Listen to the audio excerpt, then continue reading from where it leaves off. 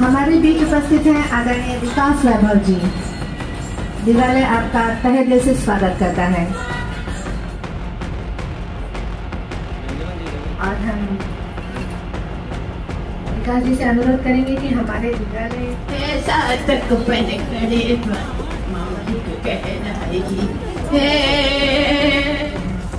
भारत के परमवीर, भारत के भारत रत्न अशोक चक्र विजेता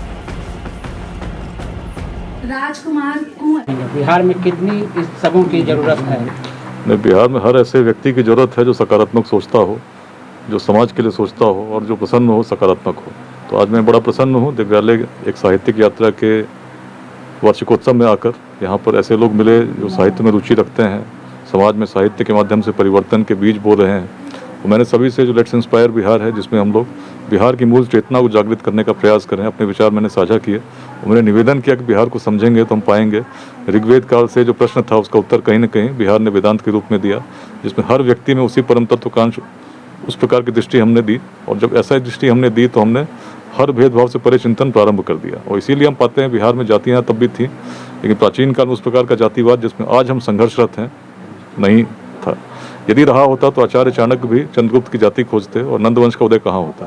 तो उस बिहार, जिस महान बिहार से हम लोग आते हैं, आज उसी प्रकार के चिंतन को यदि हम पुनः धारण करते हुए शिक्षा, समता, उद्यमिता, इन मंत्रों का प्रसार करते हैं, उसमें योगदान करते हैं, निश्चित बिहार बदलेगा।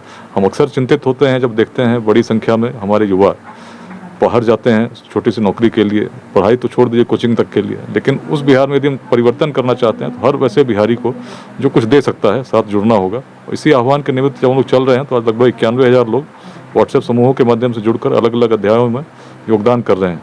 आज आपके बीच पटना में हूँ, यहाँ से छपरा जा रहा हूँ, अलग अलग जिलों में मैं यात्रा करता हूँ शनिवार को, रविवार को। प्रयास यही रहता है कि हर वैसे बिहारवासी को जगा सकूं जो बिहार को कुछ देना चाहता है। सर, अगर प्रयास की बात करें तो बिहार का स्वर्णिम इतिहास जो है वो फिर से दोहराने में अब कितना साल लग सकता है?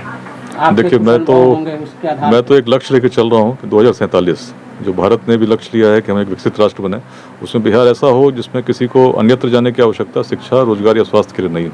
और इसमें सभी का सहयोग चाहता हूँ सामाजिक रूप से, क्योंकि सामाजिक क्रांति जब आएगी तभी बड़े परिवर्तन होंगे।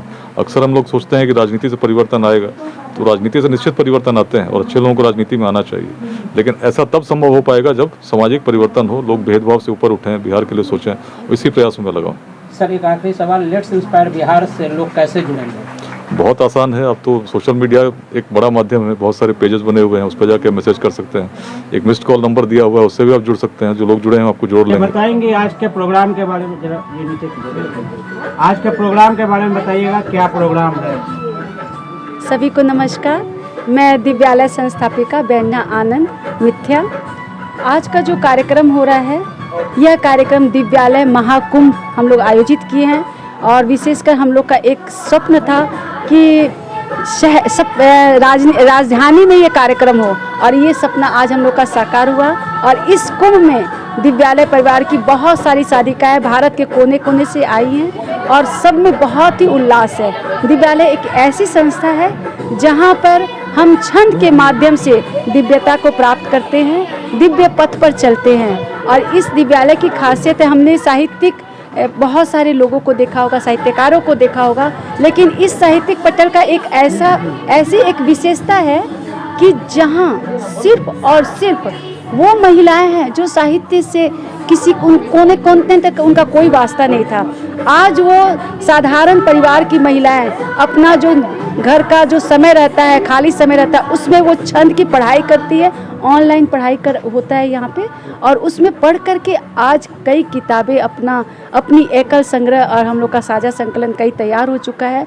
और इससे हमारी बहनों के माध्यम से जो एक किताब निकली थी, एक विविधता में एकता, वो अभी एशिया बुक ऑफ रिकॉर्ड में इस साल दर्ज हुई है। आज उसी का सम्मान भी होगा।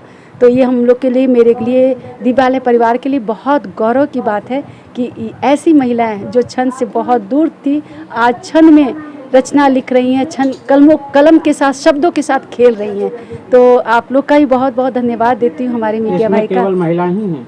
जी बिल्कुल, इसमें सिर्फ महिलाएं हैं, कुछ पुरुष हैं, जो पुरुष सिर्फ और वहाँ पे पटल गुरु के रूप में नियुक्त है। इस दिव्यालय की खासियत ये है कि यहाँ पहले हम पढ़ने के लिए आते हैं, पढ़ने के बाद में 2 साल एग्ज़ाम होता है, उसके बाद में वो फिर पटल गुरु बन जाते हैं, फिर उनको सेवा देना होता है, पढ़ करके निकलना नहीं है, फिर और जो नए सेशन आते हैं उसमें वो शिक्षा अपना देते हैं। परिचय दीजिए। मैं बेतिया से व्यंजना आनंद मिथ्या, मैं योग शिक्षिका भी हूँ, छंद भी सिखाती हूँ लोगों को, दिव्यालय की संस्थापिका हूँ।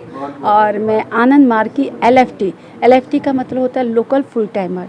मैंने अपने जीवन का पूरा समय परिवार को देते हुए, अपनी फैमिली को देते हुए समाज को दिया हुआ है।